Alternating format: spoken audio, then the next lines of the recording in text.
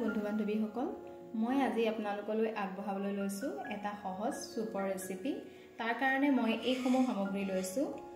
এইখিনি হৈছে সতেজ গোমধান, ধনিয়া পাত, গাজৰ, ফ্ৰেঞ্চবিন, বিলাহী, কেপচিকাম, নহৰু আদা কুটা আৰু এখন বাটাৰ। এতিয়া প্ৰথমে মই কুকাৰটো গৰম হ'বলৈ দিছোঁ। তাৰ পিছত অকণমান বাটাৰ দিছোঁ।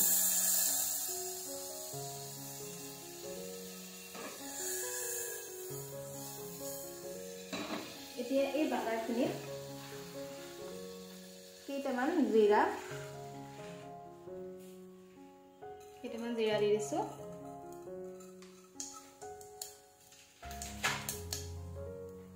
আৰু নহৰু আদা কুটাখিনি দি দিছোঁ।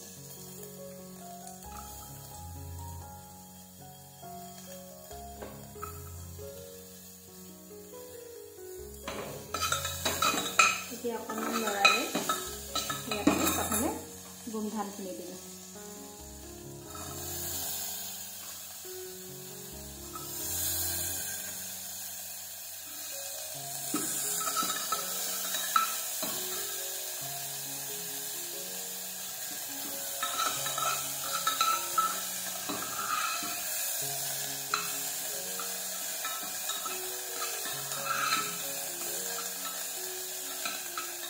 গোমধানখিনি অকণমান নৰম হোৱালৈকে আমি অকণমান ভাজি ৰাখিম।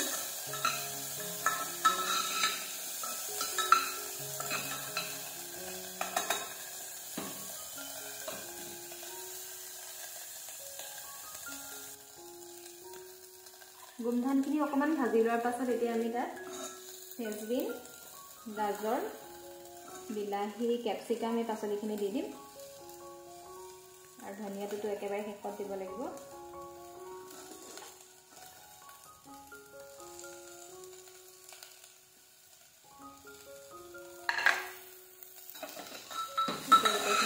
এনেকৈ অকণমান লৰাই দিম।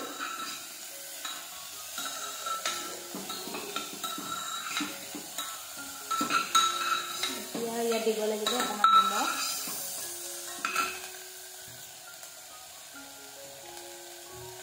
এতিয়া ইয়াত দিব লাগিব 1 চামুচ নিমখ। পাছত আমি খোৱাৰ সময়ত অকণমান ক'লা নিমখ ছটিয়ালোঁ, সেইকাৰণে নিমখ বেছি নিদিওঁ।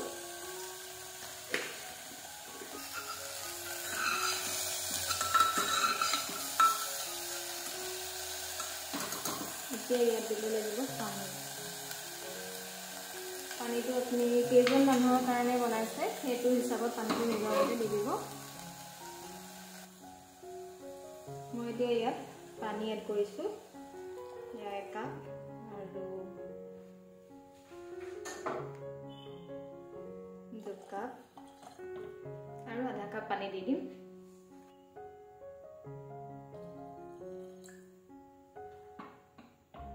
এতিয়া এটা হুইচেল বজাই দিম।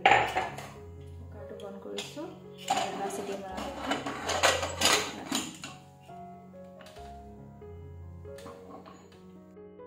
পাছত কুকাৰটো ঠাণ্ডা হ'বলৈ দিলোঁ আৰু এতিয়া খুলি চাওঁচোন।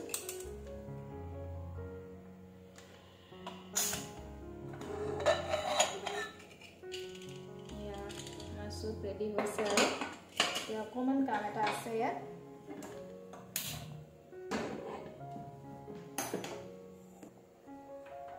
এতিয়া মই লৈছোঁ 2 চামুচ পিঠাগুড়ি, অকণমান কুহুমীয়া গৰম পানীত ভালদৰে এনেদৰে মিলাই লৈছোঁ। এতিয়া এইখিনি মই চুপখিনিত দি দিম। তেতিয়া অকণমান চুপখিনি ডাঠ হ'ব, নহ'লে একেবাৰে পাতল হ'লে খাবলৈ ভাল নালাগে। আপোনালোকে কৰ্ণফ্লৰো দিব পাৰে, মই পিঠাগুড়িকে দিছোঁ। এইখিনি 5 মিনিট উতলিবলৈ দিম। 5 মিনিট হাই ফ্লেমত এনেদৰে উতলাই লোৱাৰ পাছত ইয়াত এতিয়া অকণমান জালুক দিম।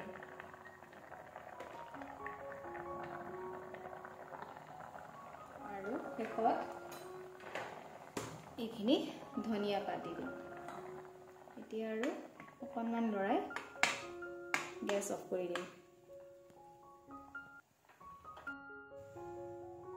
এয়া মোৰ চুপ ৰেডি হৈ গ'ল। এইখিনি গৰমে গৰমে পৰিৱেশন কৰিব পাৰি।